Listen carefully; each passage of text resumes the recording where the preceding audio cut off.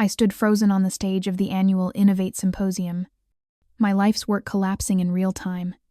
The main screen, which was supposed to display my breakthrough data on antibiotic-resistant microbes, data that represented 10 years of my life, data that would secure millions in funding, was a pixelated, unreadable mess of corrupted files.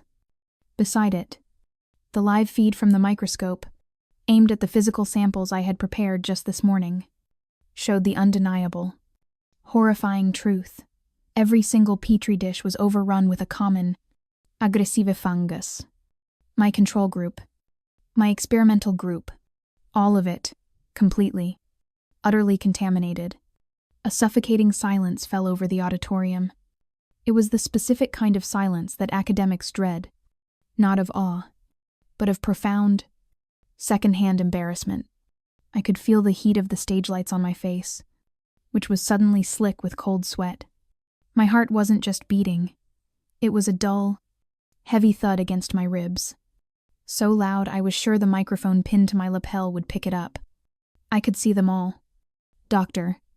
Alistair Finch, the head of the grant committee, and a man whose work I had admired for decades, was looking down at his program, his brow furrowed in undisguised annoyance. My old mentor, Dr. Patel, who had championed me for this very spot, looked at me with an expression of pure, devastating pity. My entire professional reputation was vanishing under those polite, confused stares. My helplessness was absolute. This was not an accident. This was not a random server glitch. This was not simple human error. This was a public execution.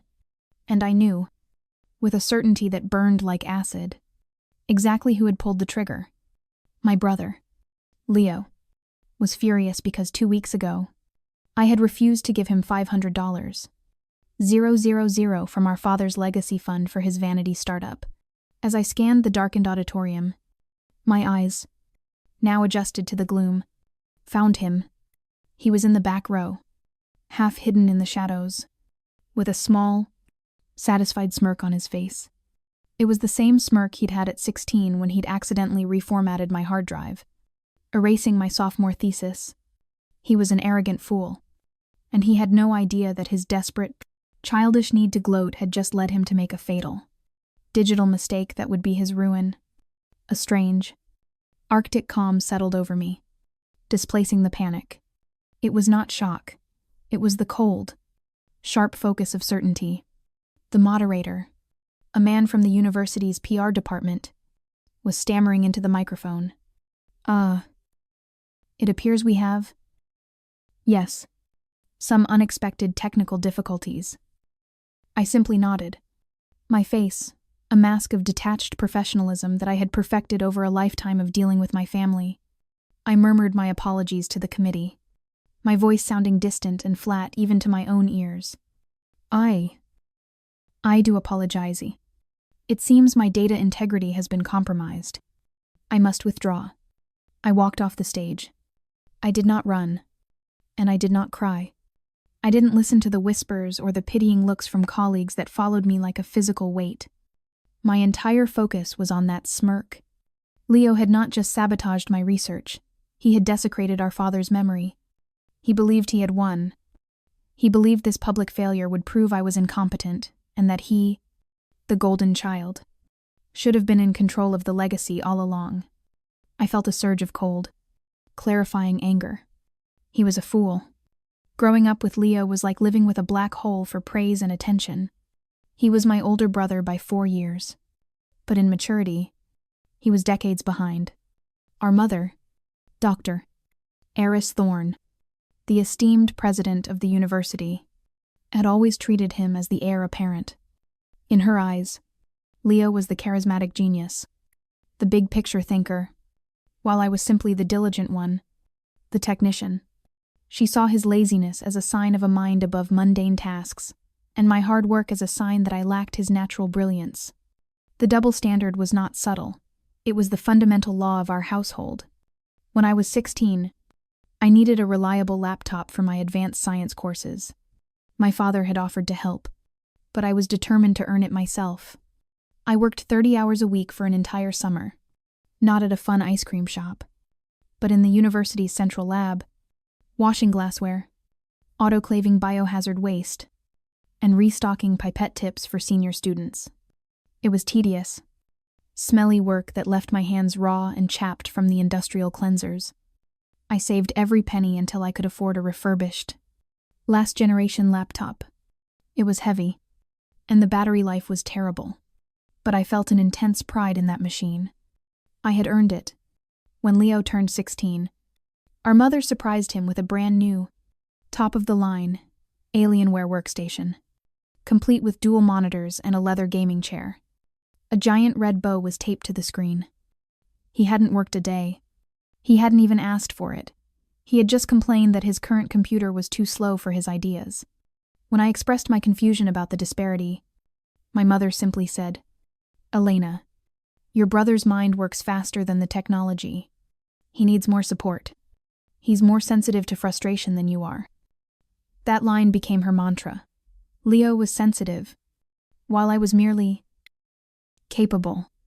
This pattern continued, becoming more grotesque as we got older. I worked multiple jobs to put myself through college, meticulously planning my course load to protect my academic scholarship, graduating summa cum laude with a mountain of ambition and only minimal student loans. I lived in a tiny apartment with 2 roommates and furniture I'd found on the curb. Leo, meanwhile, was finding himself. He started and stopped 3 different majors. First, he was pre-law, but dropped it after his first semester, complaining it involved too much, reading of old documents.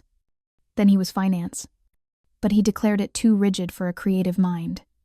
Each time he switched, my mother simply paid the lost tuition, arranged for a new, more luxurious apartment downtown so he wouldn't be distracted by campus life, and covered his living expenses. He finally landed in marketing. Last year, he decided he needed to attend a Global Innovator Summit in Singapore, which happened to fall during his final exams. He threw a tearful fit, claiming his professors were stifling his global perspective. My mother, the university president, pulled strings. She personally called the dean, got him extensions on all his exams, and then used the University Endowment Fund to pay for his first-class tickets and a suite at the Marina Bay Sands, classifying it as essential professional development. I, meanwhile, had to spend 3 weeks begging, filling out forms, and justifying my request for a $500 grant from my department just to buy the reagents I needed for my graduate research. When I mentioned this to my mother, she waved her hand dismissively. "That's different, Elena. That's just supplies. Leo is networking.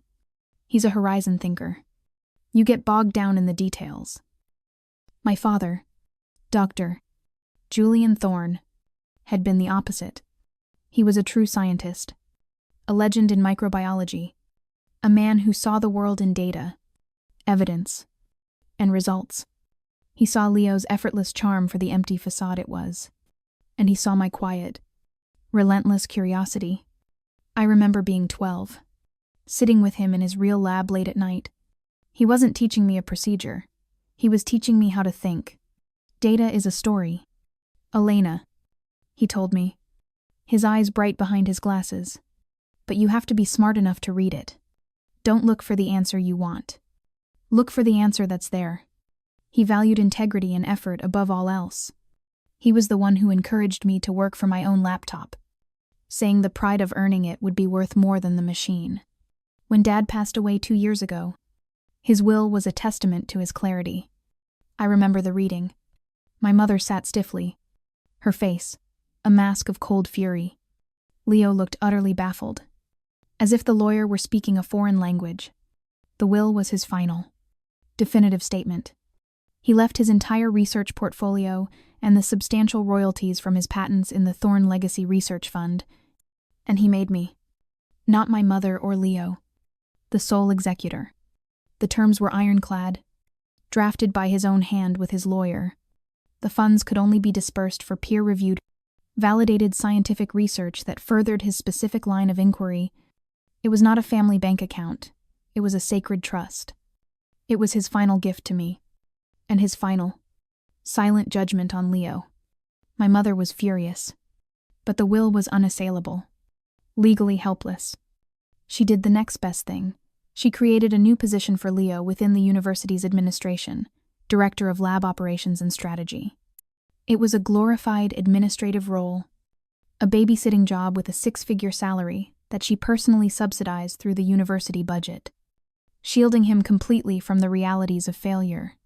He had an office. He had a title. And he did nothing. The inevitable confrontation had happened 3 weeks ago. Leo had invited me for coffee. He arrived 20 minutes late, wearing a $2,000 designer suite. He slid a glossy brochure across the table. Thorne Bioanalytics.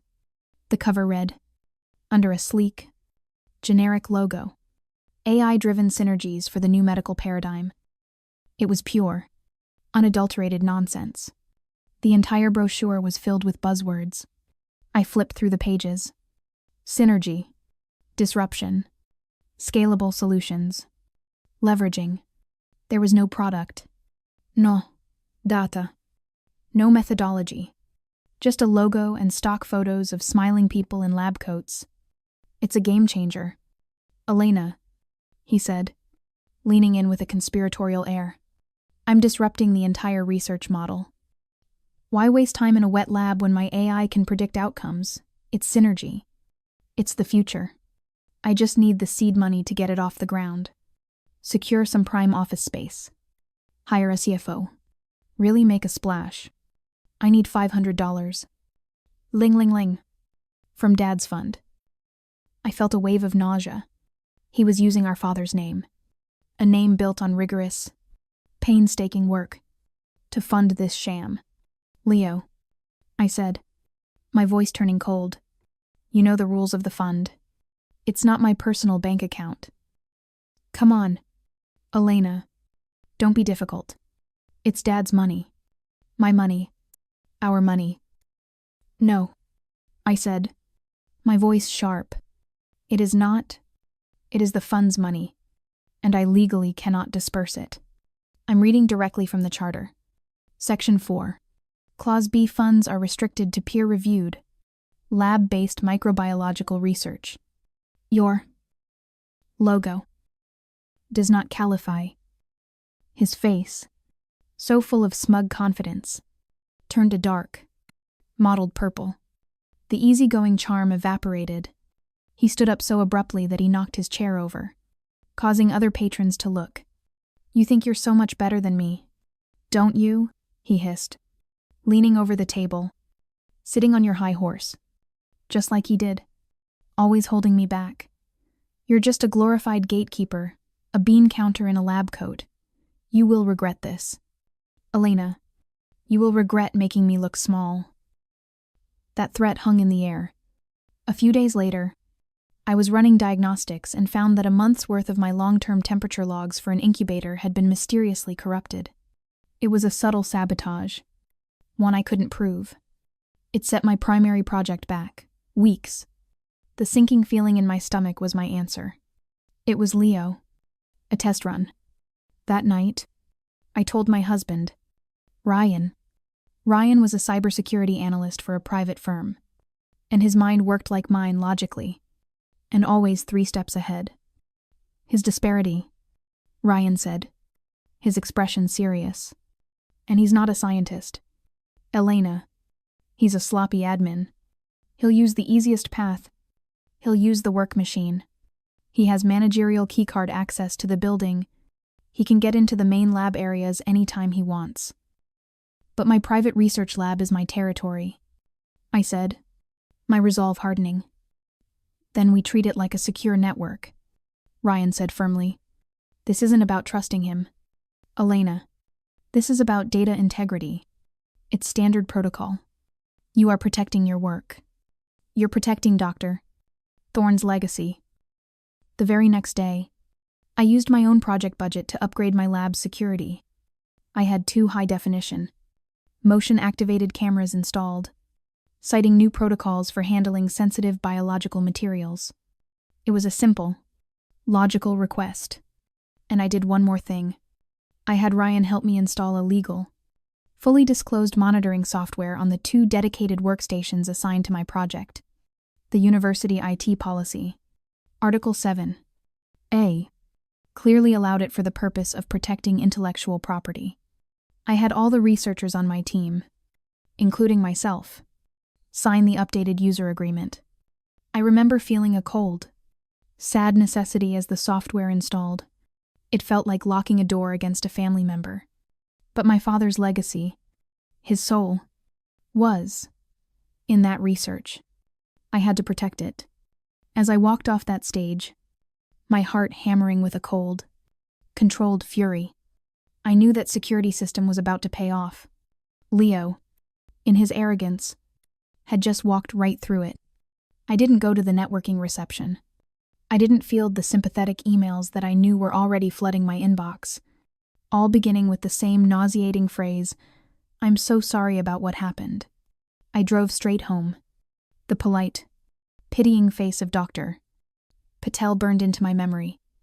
I walked into my home office, my navy blue suit, my professional armor feeling like a heavy, useless costume.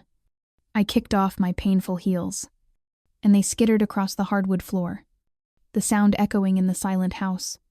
I sat cross-legged in my office chair, my suit jacket still on. I didn't turn on the lights. The only illumination came from the cold, blue glow of my 3 monitors as they blinked to life. Waiting. Ryan found me an hour later. He didn't say, "Are you okay?" He didn't offer me a drink or tell me it would all work out. Ryan, a man who lived and breathed data. I knew what I had just lost.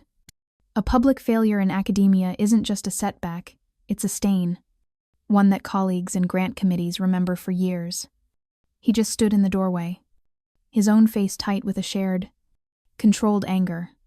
He simply set a glass of water on the desk beside me. "He did it," I said, my voice flat. I was not crying. Tears were a luxury, a sign of sadness. This was not sadness. It was a cold, precise rage. This was a problem to be solved, an equation to be balanced. He did it, and now I am going to prove it. Ryan nodded, his gaze already on my security server login screen. "I'm with you completely. Where do you want to start?" "The video," I said, my fingers flying across the keyboard. The clicking sounds abnormally loud. "I need the video." Just as I was about to type my passphrase, my phone, which I had silenced for the presentation, lit up on the desk. It was my mother. Of course, she was not calling to check on my well-being. She was calling to manage the narrative, to perform damage control for the university's reputation. I stared at the screen, letting it ring. It went to voicemail. A text message popped up immediately after. "Elena, I heard the presentation was a terrible disappointment. Such a shame. Call me. We need to discuss how to manage the fallout." The cold condescension, the immediate assumption that I had failed, made my stomach clench. I was the disappointment. I was the fallout to be managed. I ignored it and clicked the login icon for the lab's security server. But the phone buzzed again, angrily. A second text. "Leo is very worried about you. He said you seemed terribly stressed this morning. You know? Darling, maybe if you had been a bit more flexible with the fund, none of this tension would have happened. You're pushing everyone away." I felt a surge of pure, white-hot fury. It was the same logic she had used my entire life. My refusal to give in to Leo's tantrum was the problem, not the tantrum itself. My setting a boundary was the tension, not his attempt to cross it. She was, as always, his primary enabler. She was already building his alibi, painting me as the stressed, unstable one who had brought this on herself. The phone began to ring again, her third attempt. I grabbed the phone, and my finger hovered over the block button. Not yet. I would not give them the satisfaction of an emotional reaction. I silenced the phone completely and tossed it into a desk drawer. I locked the drawer. "Strategic, not emotional," Ryan said quietly, his voice a low vibration of support. He had read the texts over my shoulder. "Exactly. I confirmed, my focus returning to the screen. He's never faced a real consequence. He's been cushioned by her his entire life. That ends tonight. I logged into the secure server. My 2 cameras, designated Cam 01 overlooking the main workstation and Cam 02 overlooking the incubators, had been recording based on motion. I pulled the timestamp from the night before 1:00 p.m. to 4:00 a.m., pulling the footage now. I murmured. The file was large. The download bar crept across the screen. It felt like an eternity. Finally, it finished. We watched it together. The silence in the room broken only by the hum of my computer's fans. For hours, the lab was still and dark. A sterile, silent sanctuary. Then, at 2:17 a.m., the lab door opened. It was Leo. He was wearing a university janitorial baseball cap pulled down low. A pathetic attempt at a disguise. But the high-definition camera angle was perfect. He looked right at Cam 01 as he crossed the room. He was so arrogant, so blissfully, fundamentally stupid, that it had never even occurred to him that my lab would have its own internal security. He probably assumed his managerial keycard, the one Mother had given him, made him invisible. We watched, mesmerized, as the public execution was replayed in private. First, he went to the main workstation. He logged in. I felt Ryan tense beside me. He has a password. No, I said, feeling a grim satisfaction. He has a managerial override code. Mother gave it to him for operational emergencies. He's not even trying to hide his access. We watched him fumbling for a few minutes, clearly not understanding my file structure. His frustration visible as he clicked and dragged windows aimlessly. Then, he found my presentation file. I watched him drag the 5 gigabytes file, the culmination of my work, into a simple data corruption program he had clearly downloaded onto a USB drive. It was clumsy, on amateur's move, but brutally effective. Then, he walked over to the incubators. This was the part that made my blood run cold. He pulled a small glass vial from his jacket pocket. Syringe. He opened the incubator. My precious samples. 10 years of work. The specific strains our father had isolated. And one by one, he injected a stream of dark liquid, the fungal contaminant, into each petri dish. He was methodical. He was whistling. A faint, tuneless sound. The high-definition microphone picked up clearly. He was enjoying himself. This wasn't just sabotage.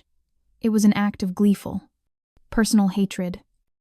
He closed the incubator, carefully wiped the handle with his sleeve in a laughably poor attempt to hide fingerprints, and walked out. The door clicked shut at 2:32 a.m.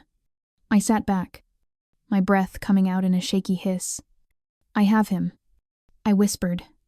You have him cold, Ryan said, his voice hard as steel.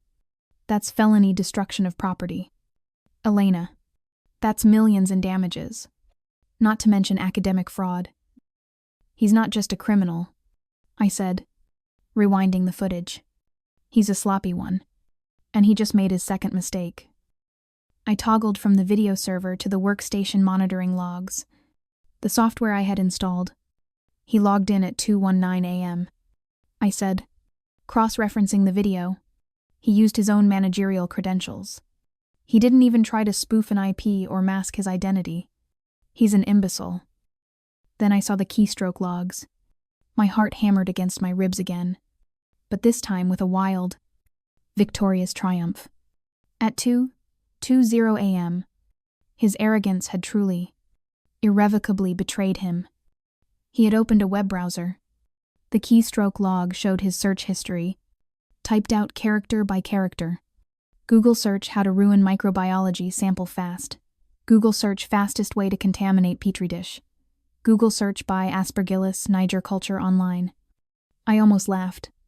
It was the digital equivalent of a murderer stopping to ask for directions to his victim's house, and then signing a guestbook.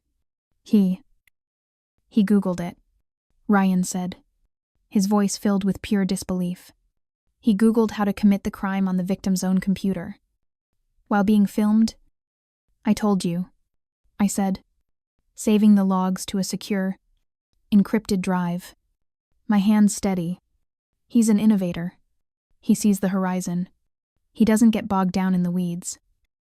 Like covering his tracks. Then I saw the final piece.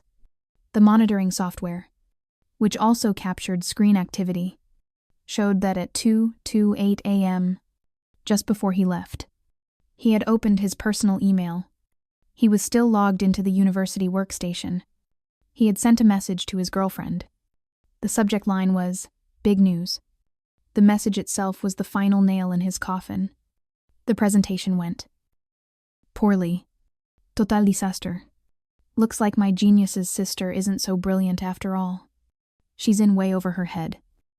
Don't worry. I'm already talking to Mom about a new management structure for the lab. The board will see who should have been in charge all along. Drinks tomorrow to celebrate my promotion. The sheer, unadulterated stupidity of it was breathtaking. He had confessed. In writing, he had provided motive his promotion, intent his admission of the disaster before it happened, and a clear admission of his plan to profit from the crime, all while being filmed committing it. Just as I was exporting the final encrypted file, an email notification popped up on my screen. It was not from my mother. It was a university-wide email, sent from Leo's director of lab operations addressed to the entire grant committee, the dean of sciences, and every department head. Subject re: the Thorne Legacy Fund and today's symposium failure. Dear colleagues, following the deeply unfortunate and unprofessional failure at today's symposium, I feel it is my duty, as director of lab operations, to step in. It has become clear that my sister, Dr. Thorne, is suffering from extreme stress and is no longer capable of managing the integrity of the Thorne Legacy Fund. The data corruption and sample contamination are clear evidence of her severe oversight. I am therefore proposing, effective immediately, that I take over temporary management of the project to salvage what is left of my father's work. I have already discussed this with President Thorne, and she agrees that a new, more stable leadership is required. We must protect my father's legacy from this kind of embarrassing negligence. I stared at the screen. He had overplayed his hand.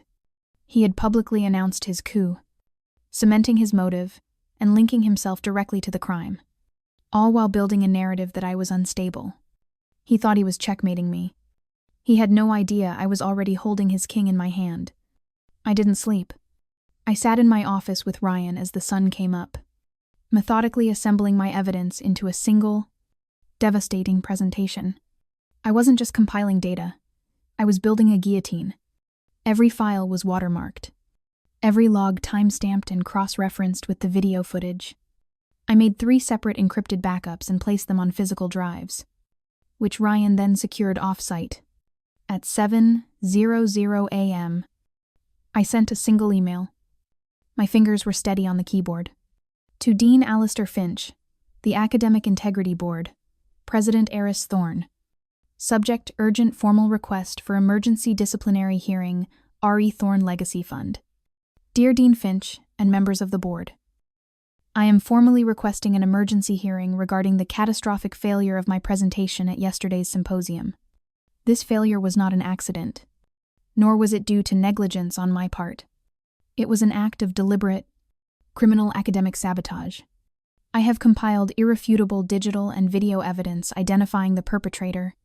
This evidence also exposes a clear and immediate threat to the integrity of the university and the security of its intellectual property.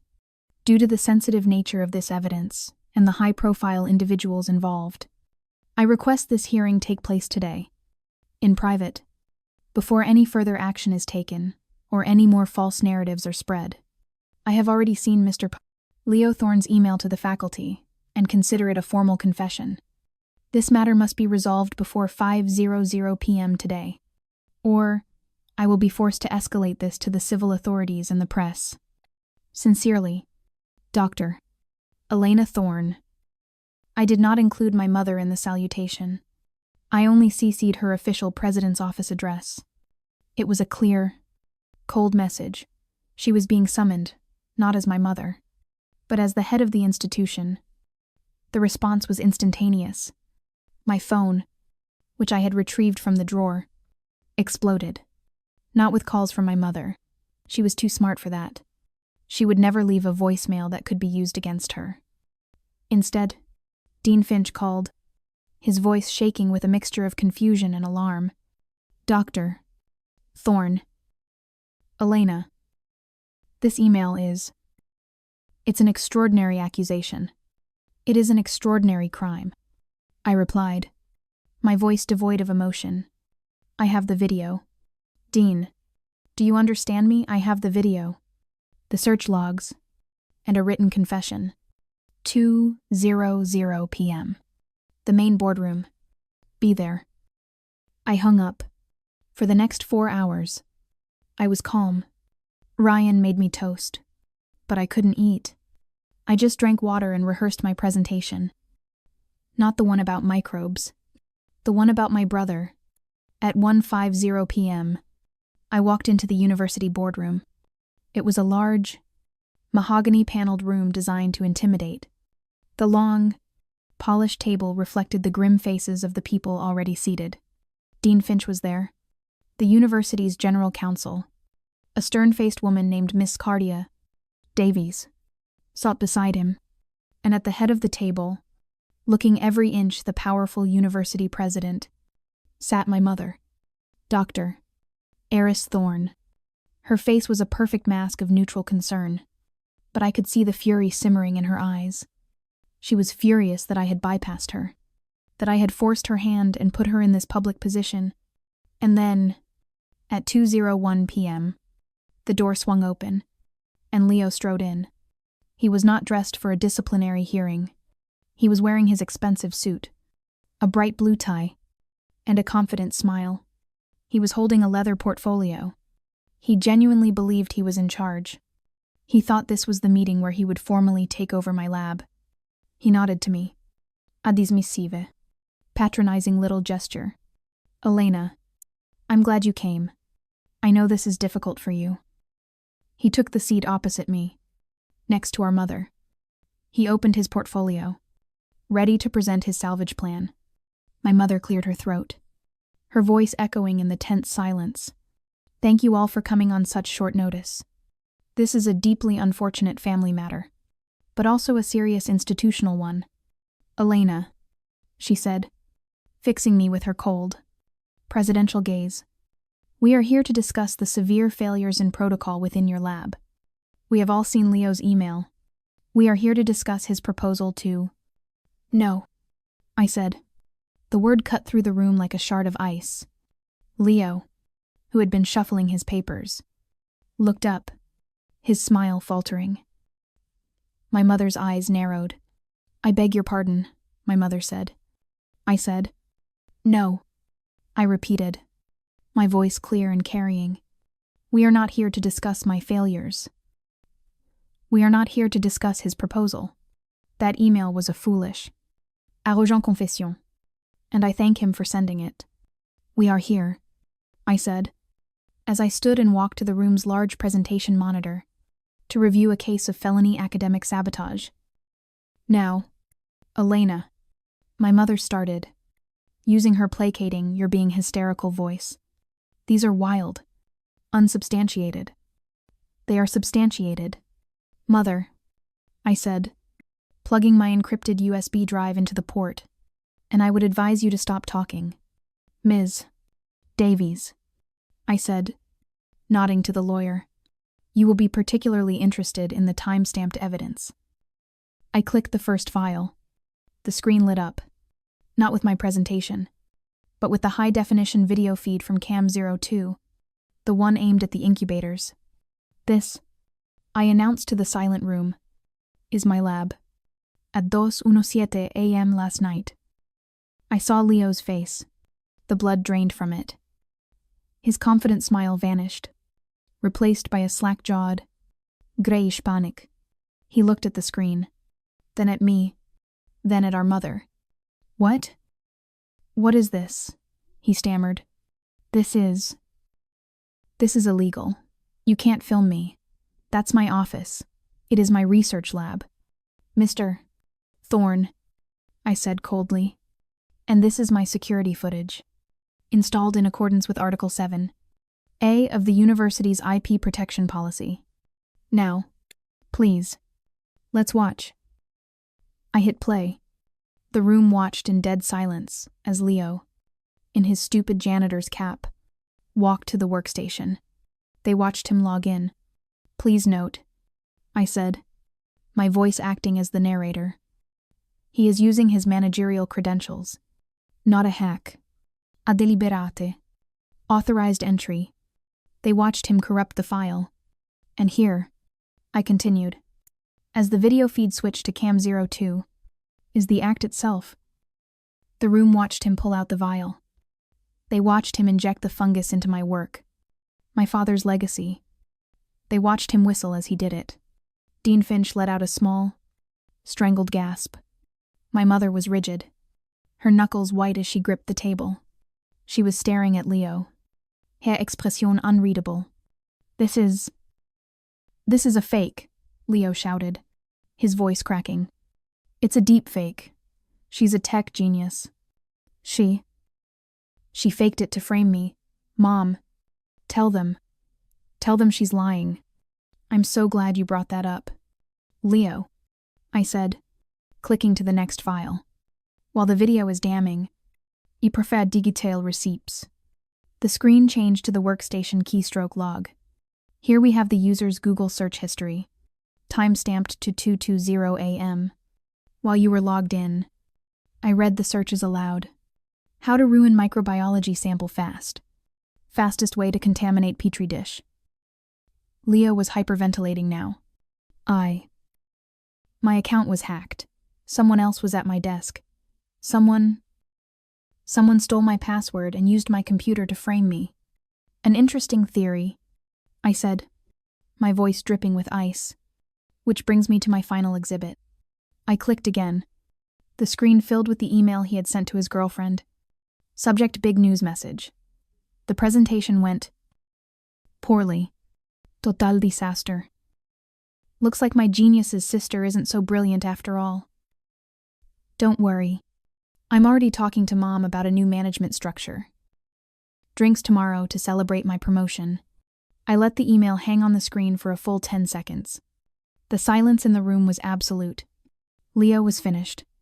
He was completely and totally finished. Ms. Davies, the lawyer, was the first to speak. Her voice was cold. Mr. Thorne, this email was sent at 2:28 a.m. The video shows you leaving the lab at 2:32 a.m. Are you claiming the hacker who framed you also sent this email from your personal account? Confessing to a plan to take over your sister's lab, all while coincidentally being filmed, committing the act of sabotage. Do you understand the concept of motive, intent, and confession? Leo's entire body was shaking. The arrogant facade had crumbled, revealing the terrified, spoiled child underneath. He turned, his face pleading, to the only person who had ever saved him. Mom, he wailed. Mom, say something. You have to fix this.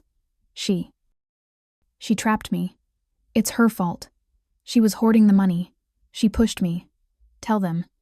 Mom, tell them you'll fix it. All eyes in the room turned to Dr. Elena Thorne. Her presidency, her reputation, her entire career was on the line. She had protected him from bad grades, from failed classes, from social embarrassment. But this was a multi-million-dollar federal grant. This was academic fraud. This was a crime. I watched her face. I saw the internal calculation.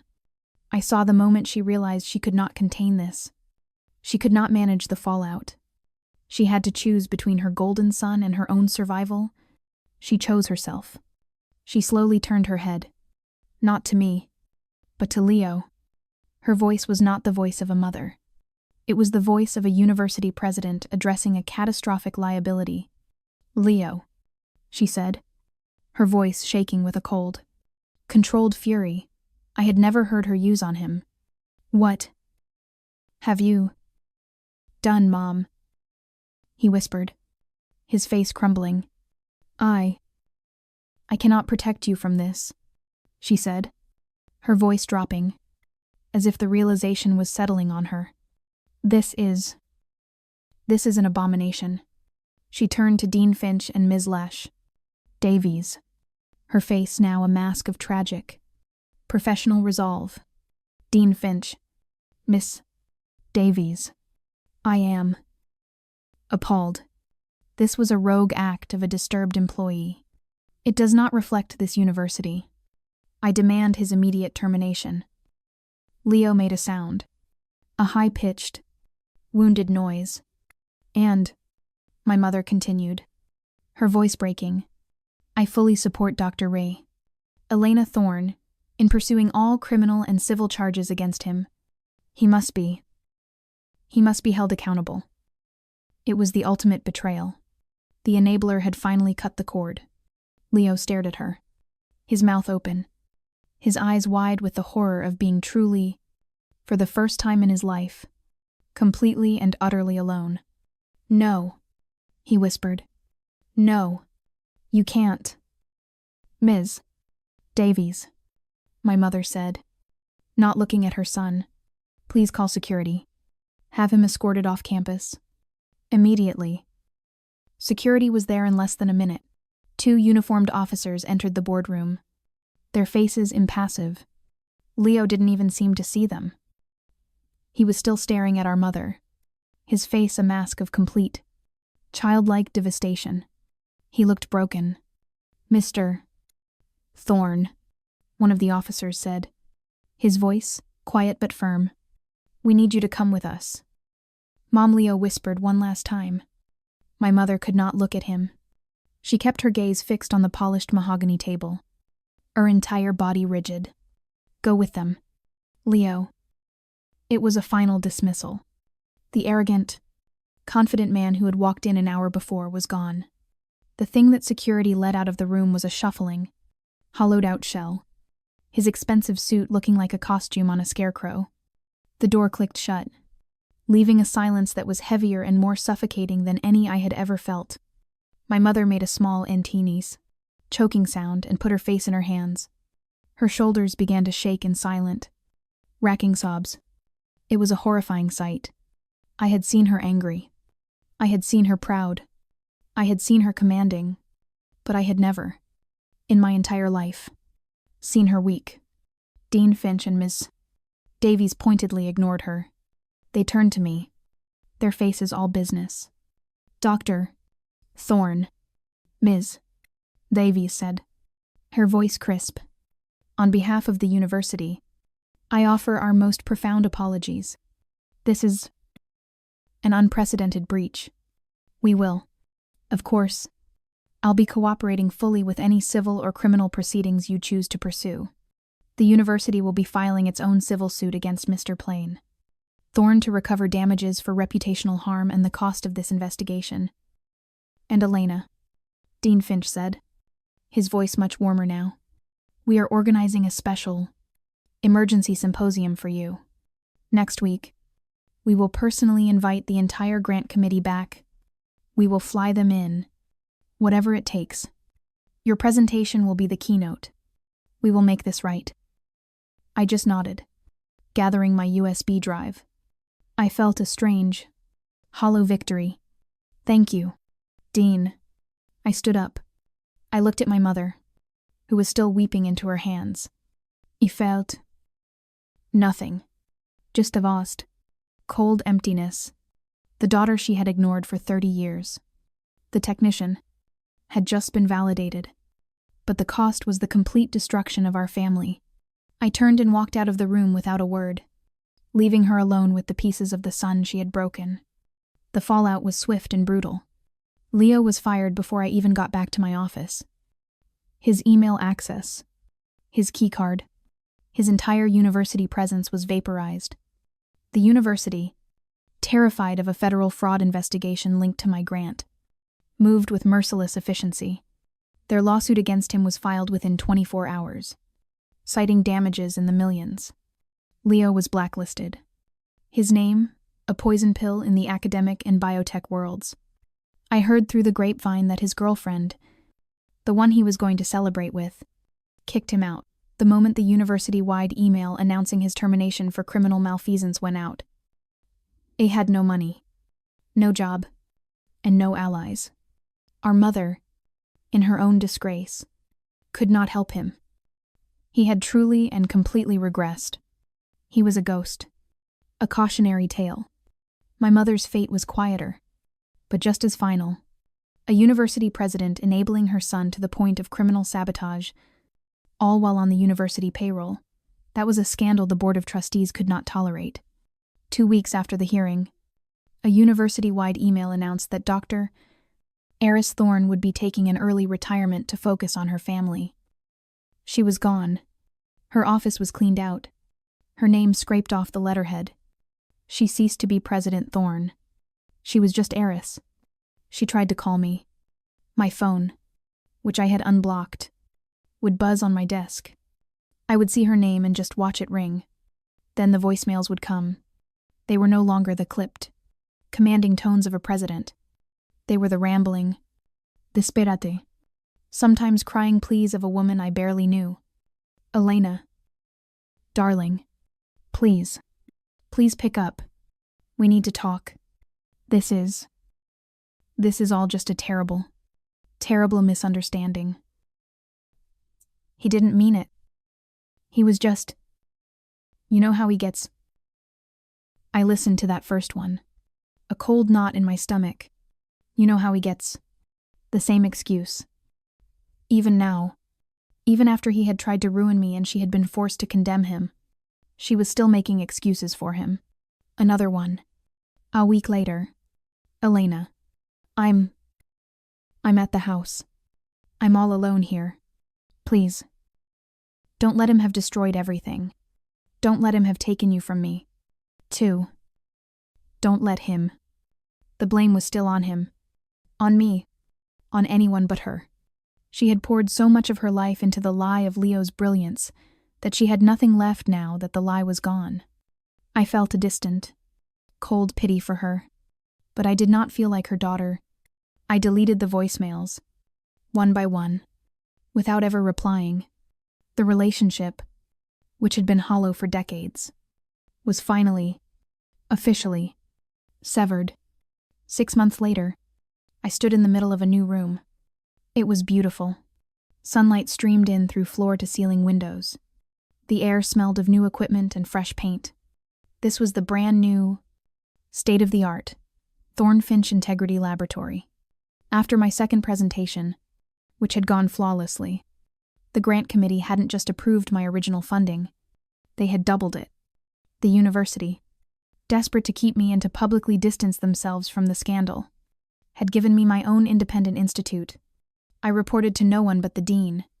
My mother's influence, and the entire corrupt administrative structure she had built, was gone. My new lab was secure.